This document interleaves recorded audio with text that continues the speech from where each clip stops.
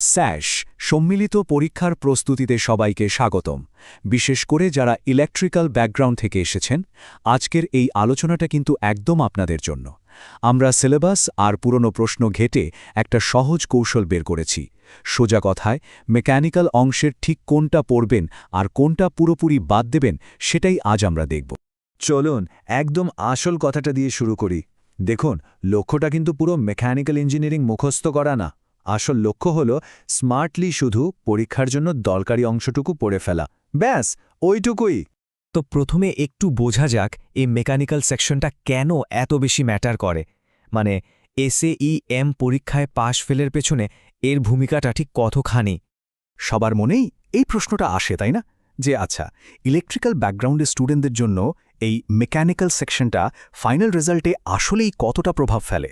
সত্যি বলতে কি, আগের পরীক্ষার ডেটাগুলো দেখলে একটা জিনিস খুব পরিষ্কার হয়ে যায়। বেশিরভাগ ইলেকট্রিক্যাল পরীক্ষার্থীদের র্যাঙ্ক কমে যাওয়ার পেছনে কিন্তু এই মেকানিক্যাল অংশটাই দায়ী। আর ঠিক এই কারণে এখানে একটু বেশি ফোকাস করাটা এত জরুরি। তবে একটা ভালো খবরও আছে, এখানকার প্রশ্নগুলো কিন্তু খুব সোজা সাপটা হয়, মানে কোনো প্যাচ থাকে না। বেশিরভাগ প্রশ্নই আসে সরাসরি ফর্মুলা থেকে। আর সবচেয়ে মজার ব্যাপার হলো, একই ধরনের প্রশ্ন বারবার রিপিট হয়। এর মানে কি? এর মানে হলো একটা ভালো স্ট্র্যাটেজি জানা থাকলে এখানে স্কোর করাটা আসলে বেশ সোজা। বেশ, চলুন তাহলে এবার মূল কৌশলের গভীরে যাওয়া যাক। এখন আমরা দেখব সেই টপিকগুলো যেগুলো পড়লে কম সময়ে সবচেয়ে ভালো একটা আউটপুট পাওয়া যাবে। ইঞ্জিনিয়ারিং মেকানিক্সের কথা যদি বলি, তাহলে কয়েকটা জিনিস তো বাদ দেওয়াই যাবে না। যেমন ধরুন, স্কেলার ও ভেক্টর, বল আর মোমেন্টের বেসিক কনসেপ্টগুলো।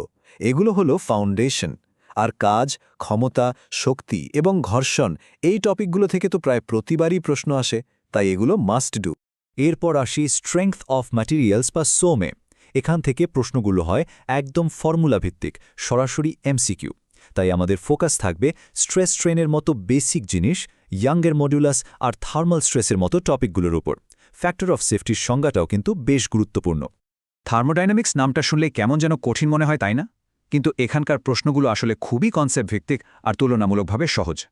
তাপ আর তাপমাত্রার পার্থক্য, থার্মোডাইনামিক্সের প্রথম সূত্র আর হিট ইঞ্জিনের দক্ষতা, এই কয়টা জিনিস ভালো করে বুঝলেই কিন্তু চলে। আর সবশেষে বেসিক আইসি ইঞ্জিন। দেখুন, এই অংশটা কিন্তু পুরোটাই মুখস্থ করার মতো। 2 স্ট্রোক আর 4 স্ট্রোকের মধ্যে পার্থক্য কী, পেট্রোল আর ডিজেল ইঞ্জিনের মধ্যে মূল তফাৎ কোথায়, এই বিষয়গুলো থেকে সরাসরি প্রশ্ন আসে। সাথে আইপি আর বিপি এর মতো টার্মগুলোর সংজ্ঞা জেনে রাখাও খুব দরকারি।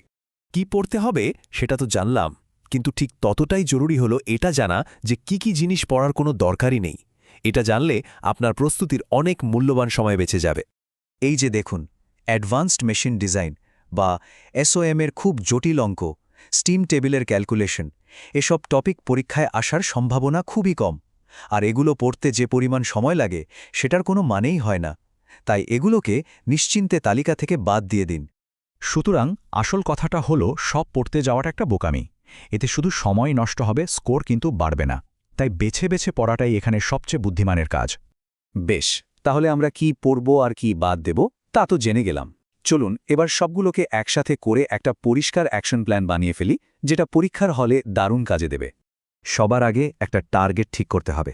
মেকানিক্যাল অংশ থেকে আমাদের লক্ষ্য থাকবে 20 থেকে 25টা এমসিকিউ এর সঠিক উত্তর দেওয়া।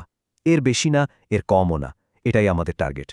আর যে প্রশ্নগুলোর উত্তর দেবেন তার মধ্যে 60 থেকে 70% যেন একদম নির্ভুল হয়, সেই চেষ্টাটা করতে হবে। এইটুকু অ্যাকিউরেসি ধরে রাখতে পারলেই কিন্তু এই সেকশনে আপনি একদম সেফ জোনে চলে আসবেন। আর এখানে একটা দারুণ ব্যাপার আছে, মেকানিক্যালের অনেক কনসেপ্ট কিন্তু আপনারা নিজেদের ইলেকট্রিক্যালের জ্ঞান দিয়েই বুঝতে পারবেন।